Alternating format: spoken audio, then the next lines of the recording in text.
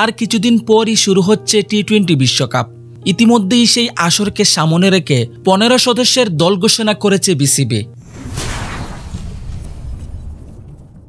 বাংলাদেশ সর্বশেষ অংশ নিয়েছিল ওয়ানডে বিশ্বকাপে, যেখানে মাঠের পারফরমেন্সের চেয়েও সবচেয়ে বেশি আলোচনায় ছিল সাকিব এবং তামিম ইস্যু।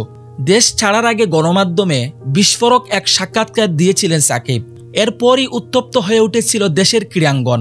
জাতীয় দলের জার্সিতে এক সময়ের নিয়মিত মুখ ইমরুল কায়েস মনে করেন যে ওই বিশ্বকাপে সাকিব এবং তামিমের কারণে দলের পরিবেশ নষ্ট হয়েছে। ওয়ানডে বিশ্বকাপে বাংলাদেশের বরাডুবির পেছনে সাকিব এবং তামিম ইস্যু বড় প্রভাব রেখেছে বলে মনে করেন ইমরুল কায়েস। দেশের একটি গণমাধ্যমকে দেওয়া সাক্ষাৎকারে তিনি বলেছেন, অবশ্যই বড় প্রভাব ফেলেছে। এটা কেউ যদি অস্বীকার করে থাকে তাহলে আমি বলবো সে ভুলভাবে ব্যাখ্যা করছে। বিশ্বকাপ খেলতে যাওয়ার আগে ওদের কথাবার্তা নিয়ে যে বিতর্ক তৈরি হয়েছে সেটা দলের জন্য ভালো কিছু ছিল না। আমি মনে করি এর দায় দুজনকেই নিতে হবে। তাদের কারণে দলের পরিবেশ নষ্ট হয়ে গিয়েছে, কম্বিনেশনও নষ্ট হয়ে গিয়েছে। একটা সময় তামিমের সঙ্গে দীর্ঘদিন ব্যাট করেছেন কায়েস।